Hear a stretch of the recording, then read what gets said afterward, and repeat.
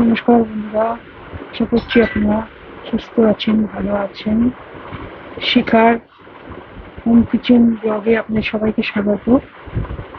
আজকে আপনাদের জন্য একটা ডিমের ঝালের রেসিপি নিয়ে চলে এসেছি। অমলেট করে ডিমের ঝাল।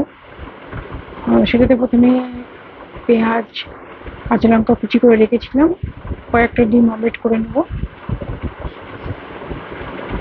ডিমগুলো অমলেট করে নিচ্ছি। প্রথমে এক একটা করে নেব। আর 5টা অমলেট হয়ে গেলে আমি 5টা মতো করছি। আপনার যতটা প্রয়োজন ততটা করতে পারেন। 5টা ডিম ভেজে নেওয়ার পর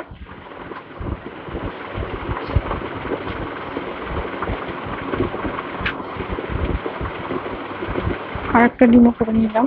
লাস্ট ডিমটা অমলেট হয়ে এসছে। তুলে রেখে এবার 2 চামচ মতো তেল দিয়ে এবার 2টো পেঁয়াজ কোটা ছিল সেটাকে দিয়ে দিলাম। ওটা হালকা লাল লাল হয়ে গেলে ওর মধ্যে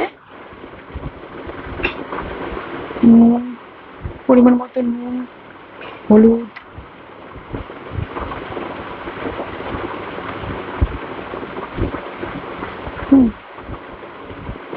তারপরে আদা রসুন পেস্ট করে রেখেছিলাম সেটা দিয়ে দিলাম। এরপর 4-5টা লঙ্কা, কাঁচা লঙ্কা চিড়ে রেখেছিলাম ওটাও দিয়ে দিলাম।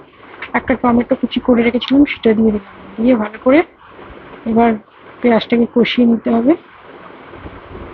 ভালো করে পেঁয়াজটা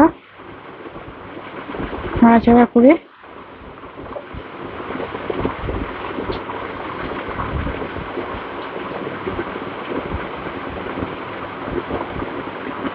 কষিয়ে নিচ্ছি। কষানো হয়ে গেলে অল্প একটু জল দিয়ে 10 মিনিট মতো ঢাকা দিয়ে ফোটাবো। হাই ফ্লেমে ফোটাতে হবে যাতে পেঁয়াজগুলো গলে আসে।